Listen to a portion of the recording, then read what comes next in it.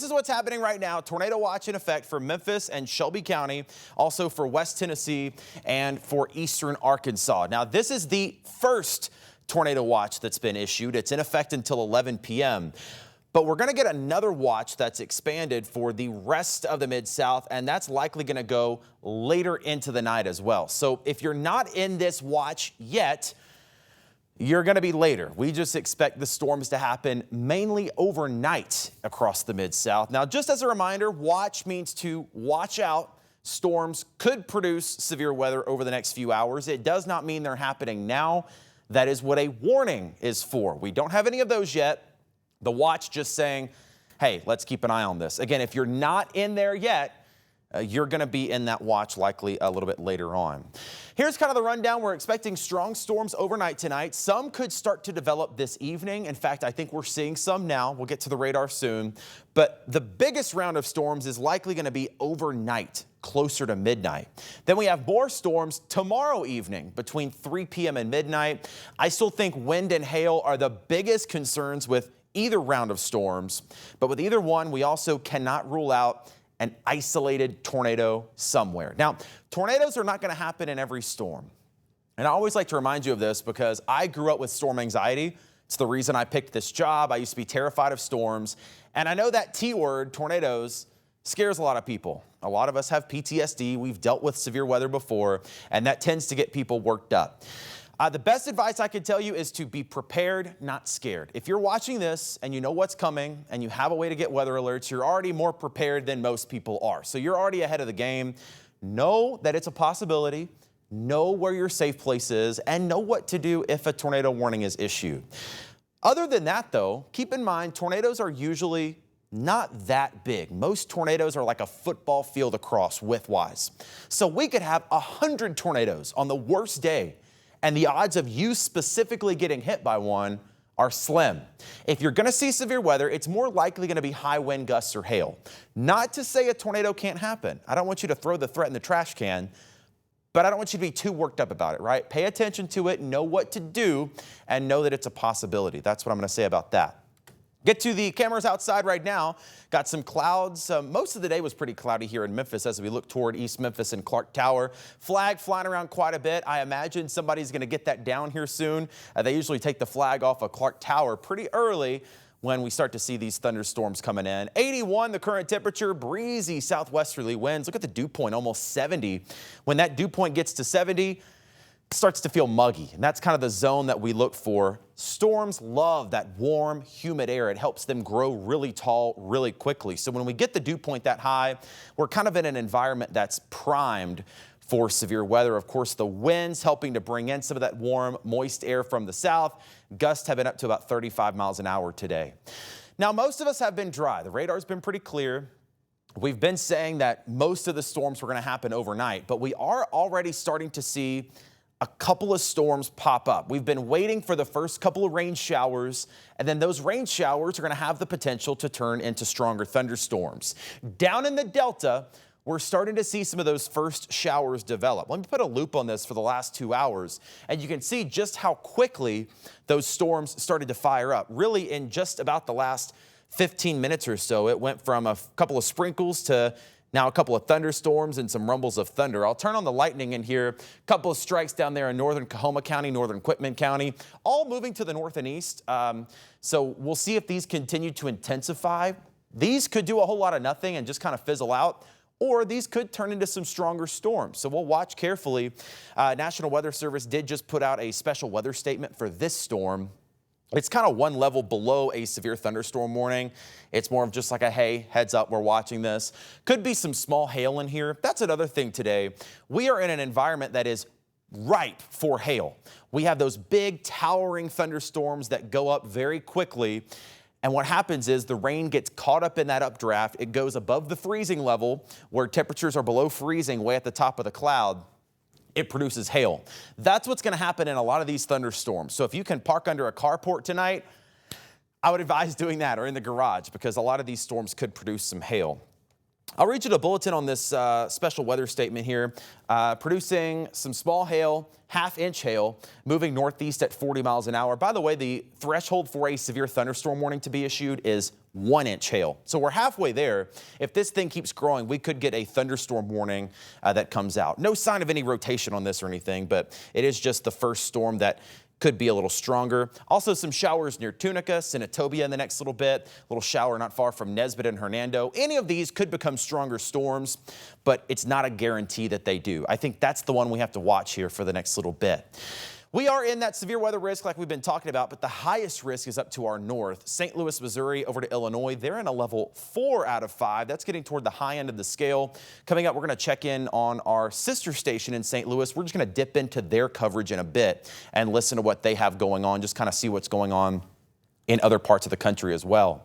They've already got a lot of severe weather going on. They've had tornado warnings all day near St. Louis, have some more popping up right now. So what's happening is here as we set the stage, we could get some isolated storms now ahead of that main line, but what we're expecting is that line back in Oklahoma and Arkansas to expand.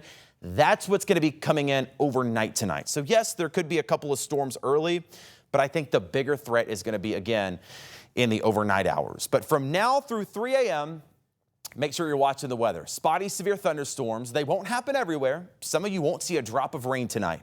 But for those of you that do see a storm pop up, high wind gusts, hail, and yes, an isolated tornado risk. It's not going to happen in every storm, but it is certainly a possibility. Trying to get in the latest hour-by-hour radar here. This is just one model that I was looking at, and to be honest, models have been really bad with this storm system. It's been hard to find one that I like to show you because they've all been so wrong. And that's why the forecast has adjusted a little bit. For example, this model I think has a really good handle on the main line of storms overnight, but it's not handling those isolated cells that are coming in now. So we'll have to kind of use our imagination here and just say by 8 p.m., there could already be a few storms popping up. This model doesn't show it, but it's a possibility over the next few hours that we get a few thunderstorms that develop earlier.